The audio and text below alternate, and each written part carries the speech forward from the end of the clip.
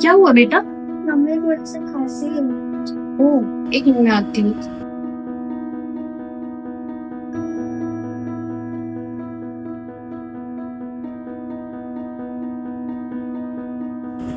आपको खोबो सिरप पीने के बाद कैसा लग रहा है? बहुत ठीक लग रहा है मम्मा।